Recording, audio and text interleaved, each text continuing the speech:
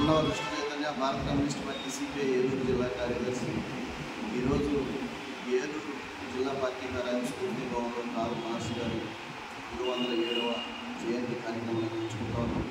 Karl Marx గారు ఈ ప్రపంచంలో ఉన్నటువంటి కార్మిక వర్గానికి శ్రమశక్తి దోపిడీ కాబడదు, ఆ శ్రమశక్తి దోపిడీ కాబడే విధానాన్ని, పెట్టుబడిదారీ విధానాలపైన ప్రత్యేకంగా ఆయన గతంలో ఉన్నటువంటి మార్క్సిజంగా మార్చి గతంలో ఉన్నటువంటి కొన్ని ప్రణాళికల్ని మార్క్సిజంగా మార్చి ప్రపంచవ్యాప్తంగా కార్మిక వర్గానికి కావాల్సిన విధంగా మార్క్సిజాన్ని తయారు చేయడం జరిగింది.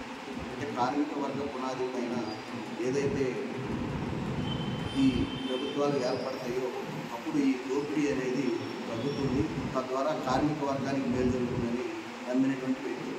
అదేవిధంగా ప్రణాళిక కూడా ఆయన తయారు చేయడం జరిగింది. ఫ్రెడరిక్ ఎంగిల్స్ గారు సారథ్యంలో ఈయన సహకారం. కాబట్టి కార్ల్ మార్క్స్ గారు 207వ జయంతి జరుపుకుంటున్నామంటే ఈనాడు ఏదైతే ప్రపంచ వ్యాప్తంగా ఉన్నటువంటి కార్మిక వర్గం ఉందో అది పండగ కూడా జరుపుకోవాల్సిన అవసరం. దాంతోపాటు ప్రపంచ దేశాలు సంక్షోభంలో, ఆర్థిక సంక్షోభంలో కూరుకుపోయే నాడు కార్ల్ మార్క్స్ గారు పెట్టుబడి గ్రంథాన్ని తెరచి చూసుకోవాల్సినటువంటి పరిస్థితి పెట్టుబడిదారీ వర్గానికి కూడా అవసరం ఉంది. అంటే ఎప్పుడో చెప్పారు ఈ దోపిడీ వ్యవస్థ, పెట్టుబడిదారీ వ్యవస్థ తిప్పకూడుతుందని చెప్పి ఆయన చెప్పడం కూడా జరిగింది. కాబట్టి ఇప్పుడున్నటువంటి పరిస్థితుల్లో కార్మిక వర్గానికి కావాల్సినటువంటి చైతన్యాన్ని అందించడానికి పెట్టుబడి గ్రంథాన్ని చదవడం కానీ, కార్ల్ మార్క్స్ గారి జీవిత చరిత్రను చూడడం కానీ అవసరం. అలాగే ఇప్పుడున్న ఫాసిస్టు రాజకీయాలు ఏదైతే భారతదేశంలో ఉండేటటువంటి మతోన్మాద శక్తిగా ఉన్నటువంటి ఆర్ఎస్ఎస్ భావజాలంతో నడిచే బీజేపీ ఉందో ఇది చేసేటటువంటి విధానాలపైన పోరాడాలన్నా, కార్మిక వర్గాన్ని ఏకతాటిపైకి తీసుకురావాలన్నా పెట్టుబడి గ్రంథం కూడా అవసరం.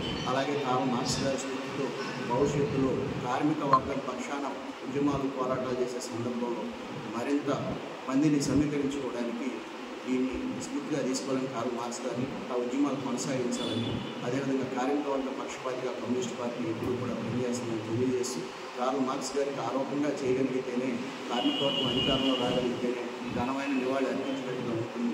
కాబట్టి కార్ల్ మార్క్స్ గారు 207వ జయంతి కార్యక్రమంలో పాల్గొన్న అందరికీ కూడా పేరున నిజంగా ధన్యవాదాలు తెలియజేస్తూ